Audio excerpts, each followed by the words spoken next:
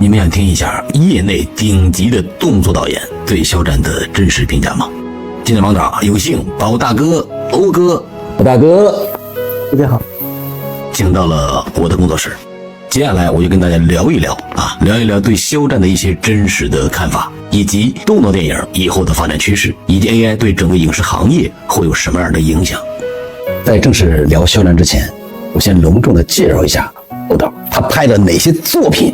我要说出来，我估计是你们很多人都会感觉很惊叹。你比如说跟昆汀导演的《杀死比尔》，对吧？那个是跟袁航林导演，对吧？以及跟张艺谋导演的《十面埋伏》，还有一部是黄金甲《满城尽带黄金甲》，周杰伦，我们的发哥，巩俐，对，都是顶级大戏啊。还有跟那个吴宇森的赤壁吧，这两部是不是都跟了？跟了，他们是一起拍的，对吧？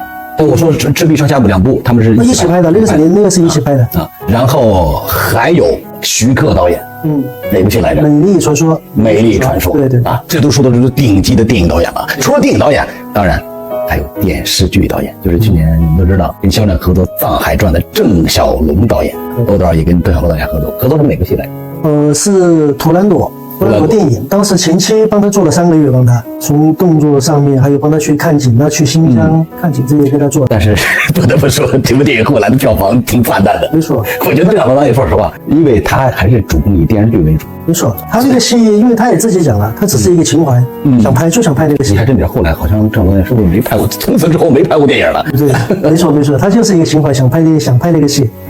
所以当时在我们看景这些的时候，他的那叫创作欲很强。你看刚才那全部都大戏，还有这个陈道明老师、周杰伦的《刺陵》，对吧？以及还有成龙大哥李连杰的《功夫之王》。对，太多了，这样太多了。对，咱就不一一介绍了，咱就回归到主题。那么来了，这是他们最关注的。欧哥，现在你知道肖战有多火？是挺火，好像。但是就我们毕竟是行业的，好像没有那么大的那种。你不太关注流量明星。对，不太关注。但是我想跟你说的是，肖战从《藏海传》已经正式的被业内基本上转型算是比较成功，算是实力派。是确实不错。他发展到今天，你觉得你对肖战有什么样的看法？我呢，因为他跟我师傅的那个是诛仙，在一起。陈晓东导演。对，陈晓东导演。因为还有那个跟徐克导演，他也拍了那个《射雕传》。所以你从包括徐克导演也好，包括师傅陈晓东也好，就是你对肖战从他们合作过，从他们嘴里边得知跟他们合作的整个的情况怎么样，而且你本人对肖战有什么样的看法？所以虽然我没有跟他们合作呢，但是还有身边的很多兄弟也好，还有我师傅所以他们嘴里说出来了，真的是我觉得肖战是不错的。到底哪儿不错呀？除了长得帅，还是哪儿不错？人品怎么样？戏怎么样？低不低调？你现在很多明星你知道的，红了之后跳得厉害。对，咱这个你跟我私下找，咱就不说了，那播不出去。肖战飘不飘？耍不耍大牌？首先呢，他作为是重庆人，我也是重庆人。对，哎呦，这个倒放了。对，你们是老乡啊。老乡，对。知不知道他家在哪儿？去找他去。开玩笑的。他能走到这一步，首先我是替他开心，因为都是老乡嘛。而且他也是一个努力的一个好演员。因为在工作的时候，在动作戏的时候，他真的是非常认真，能吃苦。而且没有那种架子呀、耍大牌呀、脾气臭啊、骂演员的、骂工作人员的、骂咱们的武行兄弟的。对，没有这种情况？没有，因为我很多兄弟跟他在一起合作，帮他穿威亚也好，教动作也好，都是特别好，很低调。对，就是工作，大家工作起来很舒服。看到没有？所以说我之前跟你们说，我说肖战能走到今天，现在很多不了解肖战的肖战没有什么演技啊，长得帅，其实不然。肖战的努力，其实业内人都能看到。除了这些，还有他个人的素养。人家红了之后，从来就不耍大牌啊、飘啊，始终保持一个很低调的这样一个心态，包括跟导演的沟通啊、剧本的创作，而且他从来不喧宾夺主。就跟导演创作的时候，有些演员，哇，我的想法很强烈，因为导演提出想法，我坚决是不赞同的。他是建议性的提供一些建议，但是他始终会最终以导演的建议为主。没错，这就是人家懂礼貌、懂规矩，在咱们圈里边懂规矩。没错，很重要，因为他呢有想法，我觉得是就每一做不管是谁，其实都应该说出来。至于导演怎么采纳，那个是导演好的。对，你要换的脾气暴躁，咱就不说谁了。没错，你看我师傅是吧？这他就是陈晓东导演，但是陈晓东导演虽然说他陈晓东导演脾气是不是挺暴的？反正有点很多人受不了。但是陈晓东导演他脾气是，但他只针对于工作，只是工作，对事不对人。没错，我觉得这个东西，我觉得就像星爷一样，为什么星爷电影能够你看大家一年影帝，百年周星驰，为什么？就是他对工作的那种严谨性，他是六亲不认的。是的，你像我们《长江7号》跟周导一起合作，真的也在感受到他的那种工作的敬业吧。我问一个私密的问题，星爷跟洪大哥合作功夫的时候，后来就因为什么事儿就把洪大哥给换掉了，8年这事儿。这个我有所耳闻，他们只是一种意见不同吧。星爷要求的东西和可能这样，你不好意思说是吧？不好意思说了这些东西，创作不合，因为可能洪大哥跟私人关系对，没关系，因为洪大哥私下都很好，因为洪大哥都知道那个顶级，国内最顶级的动作，基本上就是他很自我，我们都是特别尊重，而且洪大哥基本上提出的这些动作的一些套路、一些设计，基本上没人敢反驳。没错，到现在也国内也没有一个敢反驳洪大哥的。对，但是洪大哥，我第一次做替身都替的他。对吧？我替过洪大哥的，你看我这个身材都替过他。不是你是不是把肚子给垫起来？那肯定得垫。你看我还有这么一个照片，当时肚子垫很大，第一次替他。然后后来就可能因为意见不合嘛，可能就是后来就换成了八爷，八爷就是完全按照星爷的这个摄影套路来，才造就了功夫这样一个经典电影。没错。OK，咱们接着往下聊。然后我还听说一件很炸裂的事情，就说你的脾气其实也挺直爽。我就说你师傅你都敢骂？那骂肯定不是啦，可能只是工作上的争执而已。因为我有时是也比较有想法嘛，会给他一些建议，可能有时候不才啦，也受你师傅的影响跟你说吧，有时候工作觉得太认真，六亲不认。其实我觉得也没有问题，我这样哈，是吧？没问题。工作上我有什么想法，我觉得提供给他去多方面的考虑，我觉得也挺好的。这个时候你得遇到一个非常大度的这样一个大佬，如果是他心眼比较小的、小肚鸡肠的，那就不行。那不行。就在娱乐圈里，我时常跟大家来讲，其实有时候情商是蛮重要的。我哥就属于那种是对工作是认真，但是性格是属于太过于直爽，有的时候还是没有，可能是跟我师傅太熟了，跟他十来年了，太熟了。因为这感觉他就是家里人那种感觉了，你知道吧？他不跟那种工作关系好像。但是话说回来，我还是希望接下来，比如说接下来的路当中，希望你还能够保持着这样一个工作态度。一定会啊，因为一个动作导演也好，一个导演也好，一定有自己的坚守，不要为了一些事情啊，对吧？那是因为在创作一定要有自己的想法，要坚持。对的，因为我知道我想要什么，是吧？你不能说这样左右了你，那样左右了你，那还拍什么呀？那个是吧？对。还有一件事儿，最近有一个爆火的电视剧《如玉》，听说过，张凌赫主演的啊，听说过。但是这个事儿做得很好，但是出了一些事儿嘛，所谓的分爹，后来就把那个谁带红了啊，何润东，何润东啊，对，你跟何润东是不是合作过？我不止合作一次了，合作了风云、中华英雄，还有我拍那个摩轮的时候电影。都是那个我做动作导演的时候，所以那一次碰到就特别开心，也是时隔了多少年了，17、18年吧，在一起大家一碰就很开心。他当时演项羽的时候是已经到现在已经14年了，14年之后再度翻红。哇，他也觉得应该是我看到他的朋友圈一看他也很意外，我说什么情况？还邀请他去到那个宿迁哈，那个足球赛，好像是他鼓舞士气嘛，好像2-0打败了那个对方。对，他也是也非常敬业的一个好演员。说到这儿，那么对现在的这个所谓的流量剧啊，就像《如玉》一样，现在的将军浓浓艳抹，每一个人物都画得很精致。这个事情你怎么来看？可能我太保守了，因为这种也不会说太推崇于这方面吧。我拍动作的，我不喜欢那种一碰到哎呀好痛啊，这样怎么办？所以那样会很头疼。说到这儿，敢不敢爆一个料？有没有合作过特矫情的这种演员？肯定是有的，但是不好提，这个不好提。红不红？肯定红的，几乎都是大演员嘛，所谓的都大流量这些的。大哥之前说过一句话，说我知道很多影视圈里的那个，但是我现在不爆。对。等我100年之后，你一口气我全给你爆出来。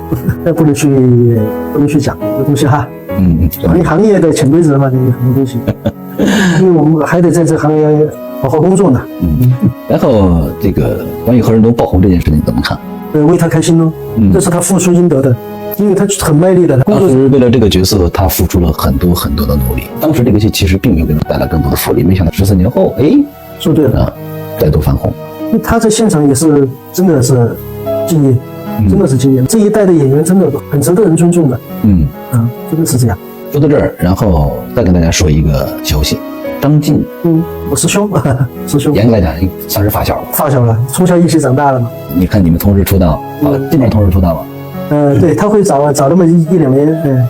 欧哥，你看人家现在都已经动作明星了对，你羡慕羡慕，嫉不嫉妒，恨不恨？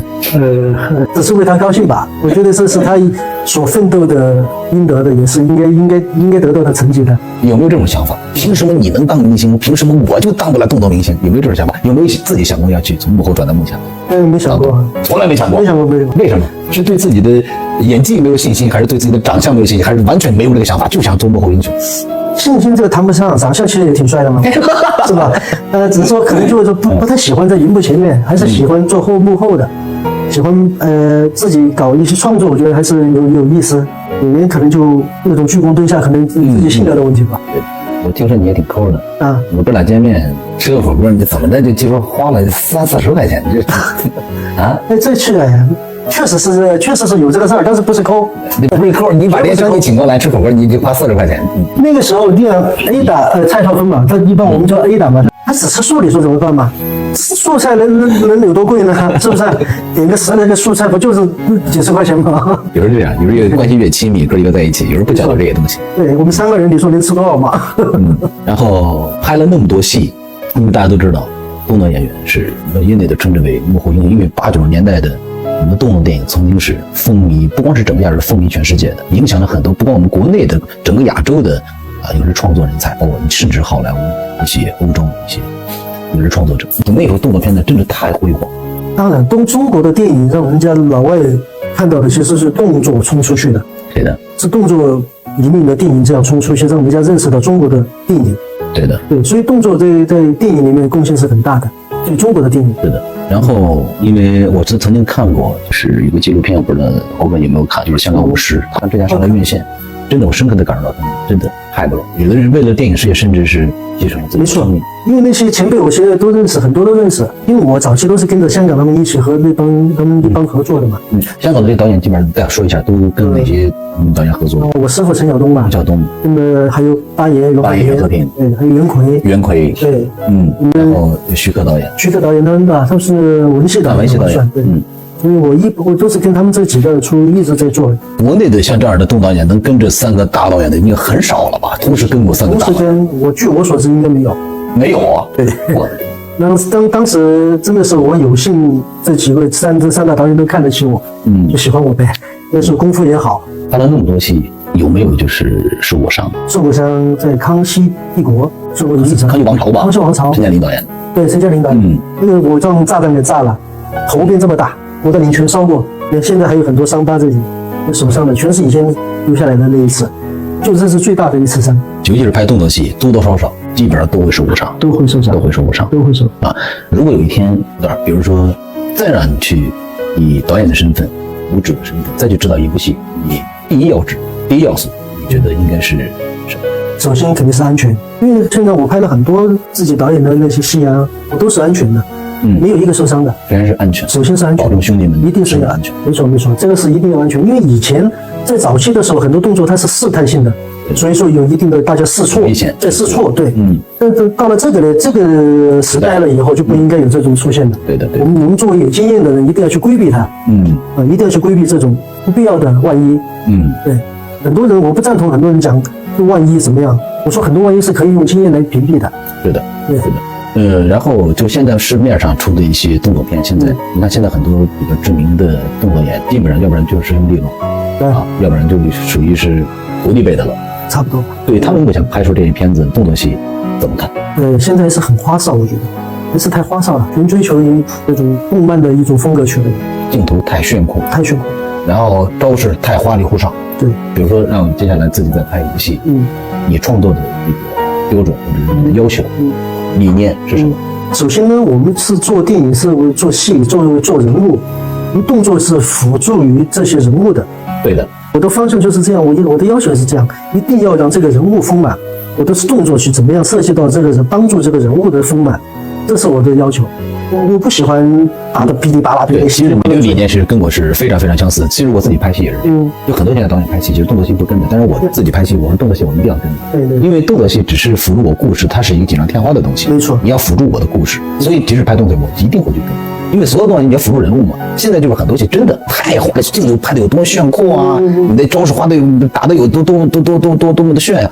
其实这些我个人觉得观众已经看腻了，有什么大场面没有见过？就是所有的动作戏永远是服务于剧情，服务于人物。对，这个你像我深有体会，有时候看电视看到一打噼里啪啦打个5、6分钟、10来分钟，最后为什么打呢？对，他的打的他的戏剧点在哪里呢？没错，我说那你这演员，而且很多是替身打，对，有啥用吗？对啊，我不知道演员好好的打几个，把戏给打出来，不就更好吗？对啊，很简单，这个。而且你打的时间越长，动作就很费时间，一个是还浪费钱，还浪费了周期，浪费了时间，而且还容易受伤，很多高难度的动作。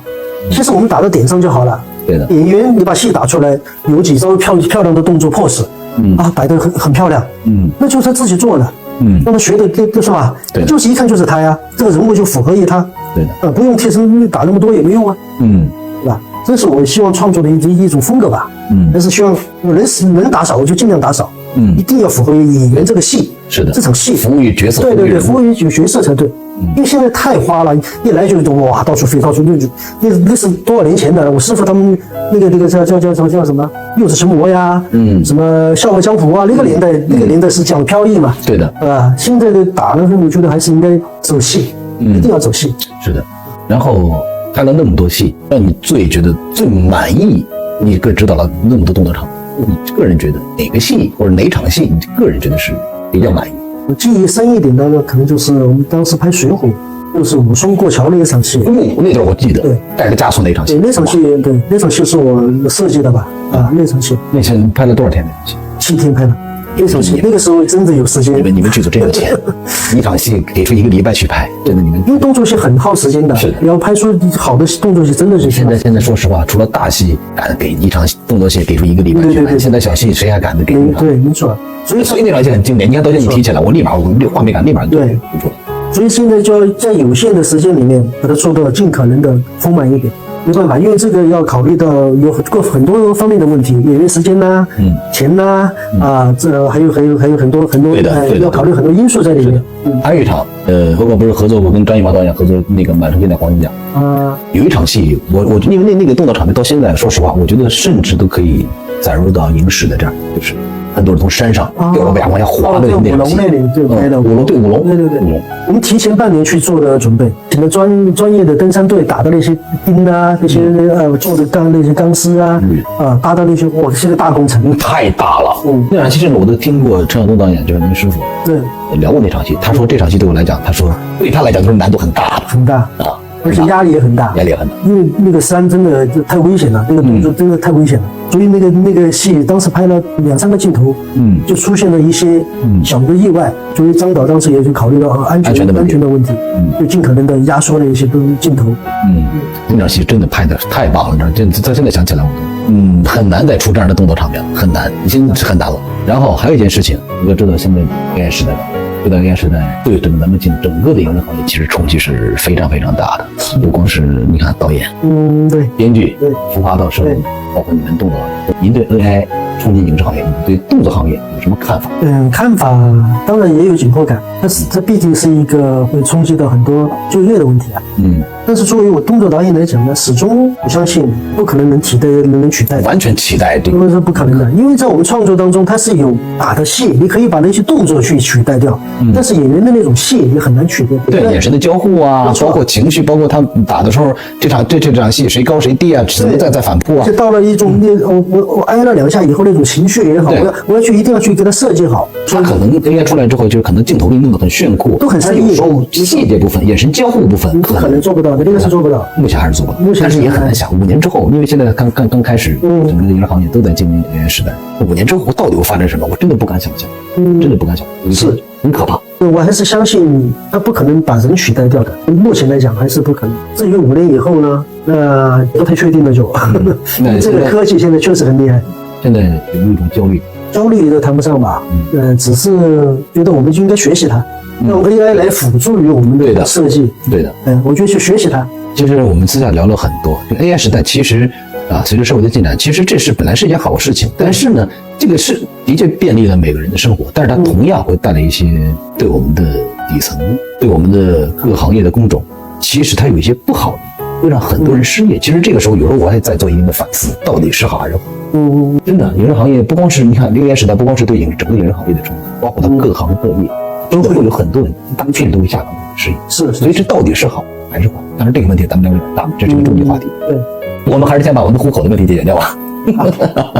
对，没错，先保证生存。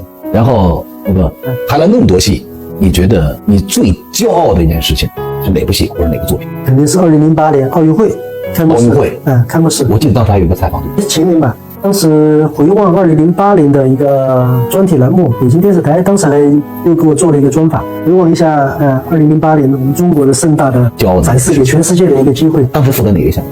我负责李宁点火的那个设计，当时。点火然后还有绕一圈，对，绕一圈，那威亚的变化呀，那些都我当时给他设计的。还有地球村，还有一个刘欢，对他们唱歌那个，对。然后上面站了很多孩子们，50个小孩在上面，他们做的一些高难度的动作。当时这个很震撼，而且很难吧？这个很难，特别难。因为你想50多人，对，你要哇，这个威亚这要求应该是蛮高的，很高，因为那一个球的每一层都有人，都是所以设计的而且还在转动的，还在转动的，所以设计的很难那个，所以这个就作为有幸参加我们中国最大的一个盛会吧，所以作为我来讲是很骄傲的，所以很感谢张导啊，还有我的师傅陈晓东，当时让我去负责这个事情，也是他们对我的信任。太棒了，真的，我说实话，我挺羡慕的，参加过那么多大戏，奥运会，这都是哇，真的这种戏，真的让你真的羡煞旁人。其实对于工作怎么样讲，也没有讲到那种想到有怎么样，其实只是我们的工作去把它做好就好了。那接下来欧哥还有什么梦想？梦想，当然作为电影从事快30年了，还是希望把自己的学的这些东西展示出来，让自己的有好的作品，让自己以后孩子看到。还要拍，要拍，因为就像成龙大哥说的一样，永远的片场。对，我们也是这种心情，就是能希望这样能拍一部真正能留得下来的作品。没错，也希望真的是能找到好的合作的制片人也好，这种项目也好，能有提供给我们充裕的空间去发挥，这种人就能出好的作品。太棒了，这样我们就一起期待欧哥接下来能拍一部真正意义上的能够留得下来的作品。那当然了，欧哥接下来合作可能没准是我是跟我们哥俩一起合作的啊，这个作品有可能是属于我们哥俩的。另外跟大家说一下啊，欧哥呢，因为这段期间听说刚有一个小宝宝，对吧？所以这段期间可能工作上更多的是照顾家庭。没错。欧哥刚才跟我说了，照顾家庭也不能把工作给丢了啊，还是要养家糊口的。所以接下来呢，通过这样一个视频啊，如果有想跟欧哥合作的，可以联系我。最后啊，希望欧哥能够真正以后能拍一部非常能留得下来牛逼的作品。没错，加油！我也期待这个机会能给我这个空间，能创作一个好的东西出来。OK，好。